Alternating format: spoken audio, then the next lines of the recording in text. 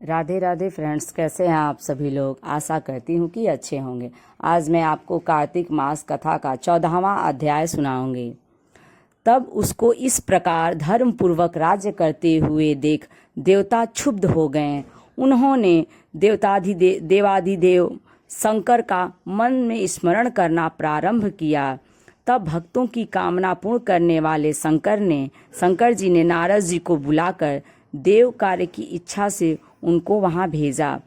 शंभु भक्त नारद शिव की आज्ञा से देवपुरी में गए।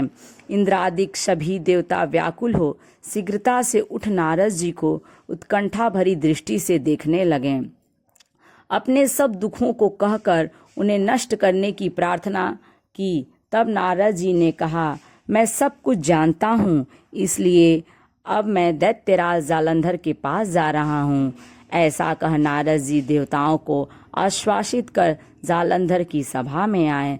जालंधर ने नारद जी के चरणों की पूजा कर हंसते हुए कहा, हे ब्राह्मण, कहिए आप कहाँ से आ रहे हैं, यहाँ कैसे आए हैं। मेरे योग्य जो सेवा हो उसकी आज्ञा दीजिए। नारद जी प्रसन्न होकर बोले, हे महाबुद्धिमान जालंधर, तुम धन्य हो। मैं स्वेच्छा से कैलाश पर्वत पर गया था, जहाँ 10,000 योजनाओं में कल्पवृक्ष का वन है। वहाँ मैंने सैकड़ों कामधेनुओं को विचरते हुए देखा तथा यह भी देखा कि वह चिंतामणि से प्रकाशित परम दिव्य, अद्भुत और सब कुछ स्वर्णमय है।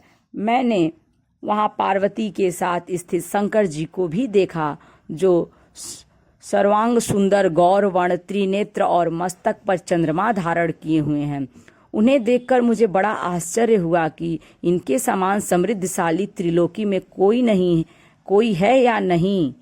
हे दैतेंद्र, उसी समय मुझे तुम्हारी समृद्धि का स्मरण हो आया और उसे देखने की इच्छा से ही मैं तुम्हारे पास चला आया हूँ।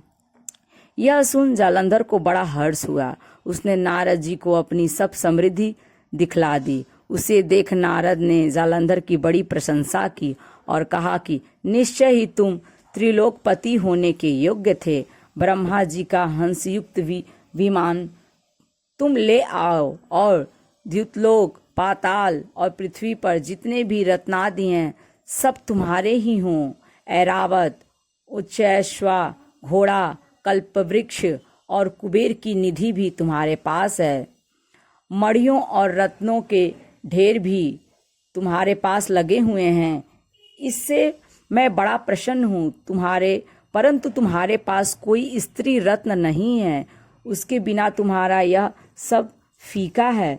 तुम किसी स्त्री रत्न को ग्रहण करो। नारद जी के ऐसे वचन सुनकर दैत्यराज काम से व्याकुल हो गया। उसने नारद जी को प्रणाम कर पूछा कि ऐसी स्त्री कहाँ मिलेगी जो सब रत्नों में श्रेष्ठ हो। नारद जी ने कहा, ऐसा रत्न तो कैलाश पर्वत में योगी शंकर के ही पास है। उनकी सर्वांग सुंदरी पत्नी देवी पार्वती बहुत ही मनोहर हैं। उनके समान सुंदरी मैं किसी को भी नहीं देखा। उनके उस रत्न की उपमा तीनों लोकों में कहीं नहीं है। देवर्षि उस दैत्य से ऐसा कहकर देव कार्य करने की इच्छा से आकाश मार्ग से चले गए। इस तरह 14वां अध्याय पूर्ण हुआ। यदि ये वीडियो अच्छी लगे तो लाइक करें और यदि मेरे चैनल दुर्गा दासी मीरा पर आप नए हैं तो इसे सब्सक्राइब करें।